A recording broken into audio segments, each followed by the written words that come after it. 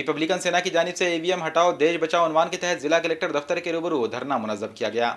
Electronic voting मशीनों के जरिए अवाम से उनका हक राय छीन लेने और इख्तियार के जोर पर गरीब अवाम पर जुल्म करने का इल्ज़ाम लगाते हुए बीजेपी हुकूमत और इलेक्शन कमीशन की मजम्मत में मुनक़्क़िद धरने में रिपब्लिकन सेना के जिला सदर नितिन बंसुड़े, अनिल शिरसे, माधव जमदाड़े, संतोष सालवे, गौतमी कावड़े, शिवाजी सोनकामड़े व दीगर लीडरान ने शुरुका की रहनुमाई की। जिला कलेक्टर को एक याददाश्त भी सौंपी गई जिसमें मुतालबा किया गया कि आने वाले पार्लिमानी इंतखाबात में ईवीएम की बजाय बैलेट पेपर्स के जरिए इंतखाबात कराए जाएँ। इलेक्शन कमीशन इत्तेहाद के पुरअमन, शफाफ और गैर जानिबदाराना माहौल में इनेकाद को यकीनी बनाए।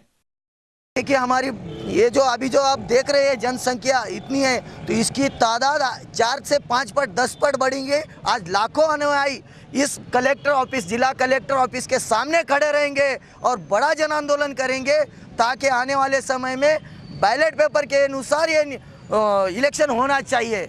इसके लिए क्योंकि इस दुनिया में क्रिश्चियन देश है जो कभी एक नहीं हो सकते, दुनिया में मुस्लिम राष्ट्र है, पाकिस्तान है, अफगानिस्तान है, दुबई है, ये कभी एक नहीं हो सकते। और दुनिया में बौद्ध राष्ट्र भी है जिसमें चीन है, जापान है, थाईलैंड है, ये कभी ये देश एक नहीं हो सकते।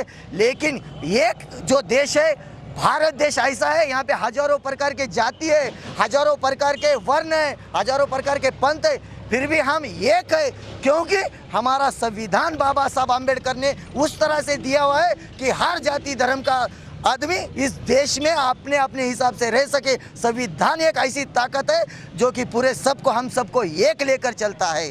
उस वजह से संविधान अनुसार ये बैलेट पेपर पे मतदान होना चाहिए।